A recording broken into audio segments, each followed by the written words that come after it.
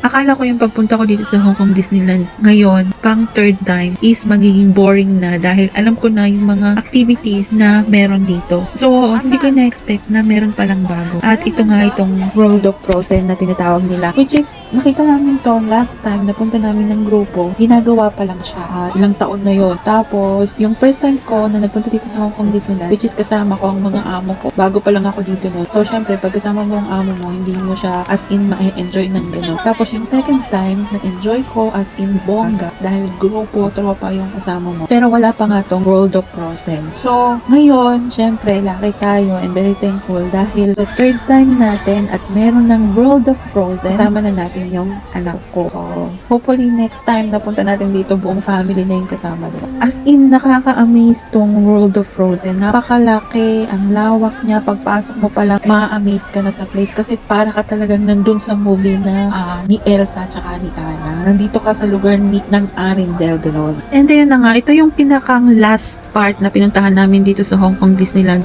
Pag nagpunta ka talaga dito sa Hong Kong Disneyland, kailangan mo talaga siyang bigyan ng isang araw. From morning hanggang midnight, kailangan ibigay mo yon dito para maikot mo lahat, mapuntahan mo lahat ng attraction.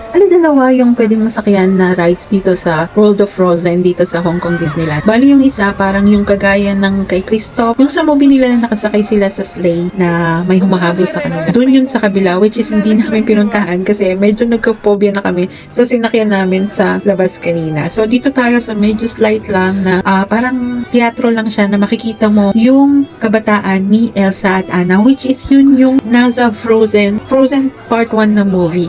Kung napanood mo yung Frozen Part 1, pagpasok mo pa lang dito, makikita mo na siya na parang kang pumasok dun sa pinakang main hall ng palasyo ng Arendelle. At dahil first time namin pareho na sumakay sa rides na to, hindi namin alam kung ano yung mga pwedeng mangyari. Which is, hindi ko na-check din sa internet or sa TikTok kung ano bang klaseng rides to. Pero parang may nasilip ako sa TikTok na sabi nila, medyo may something twist na mangyayari dito sa rides na to, dito sa Frozen World.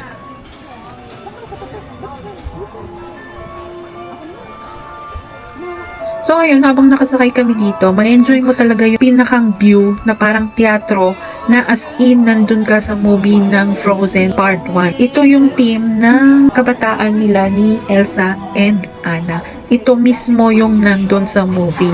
So parang inulit mo lang siyang panoorin and maririnig mo syempre yung mga soundtrack ng Frozen movie.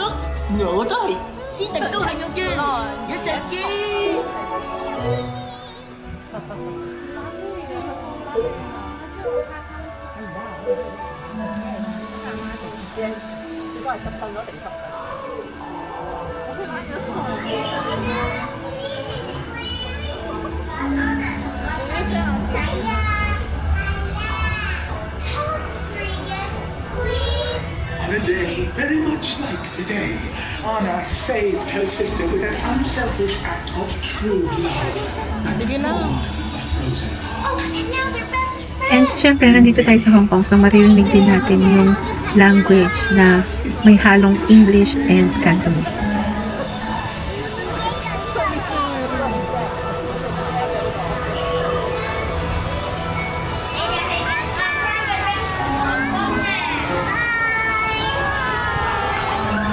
Bali sa part na to, hindi ko alam yung katabi ng Ivan.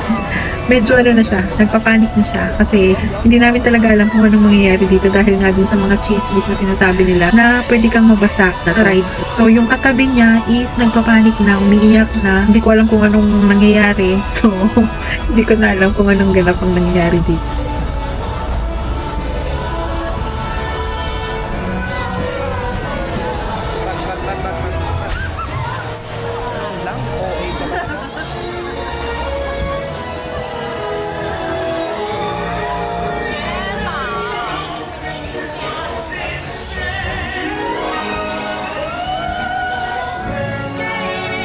Sabi nila, ito daw yung World of Frozen na pinakamalaki sa buong mundo. Ito yung theme park na pinakamalaki. So, nandito siya sa Hong Kong. So, very lucky tayo dahil napuntahan natin siya.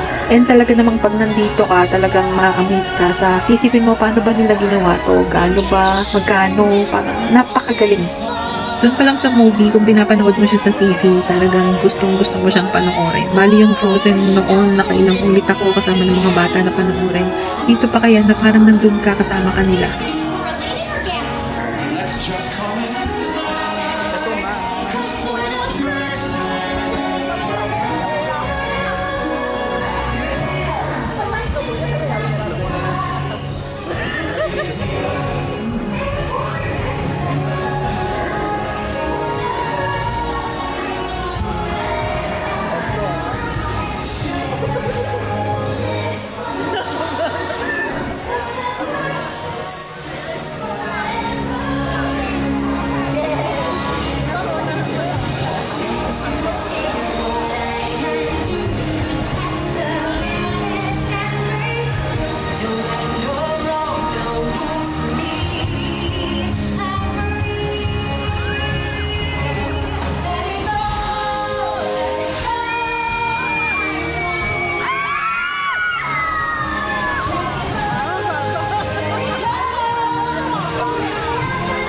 OA.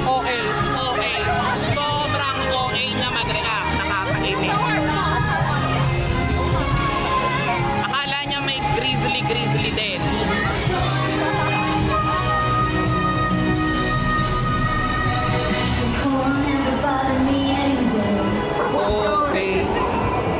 OA award goes to...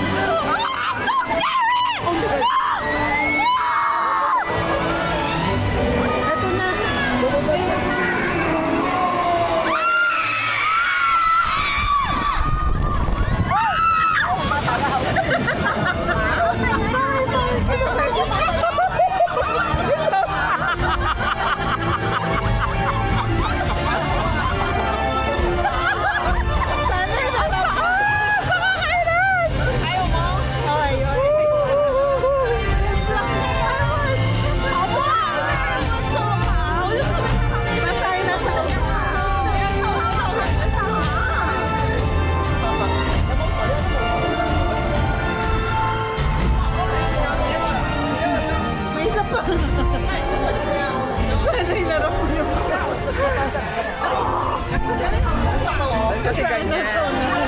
That's ganyan. At ayun, ginulat na kami ng rides na to. Hindi namin expect yung mangyayari dun sa the end. Akala namin slight lang, tapos biglang may pabulusok na ganon. So, nag-enjoy kami and as in super ganda. So, next time to try naman natin yung roller coaster dun sa kabila.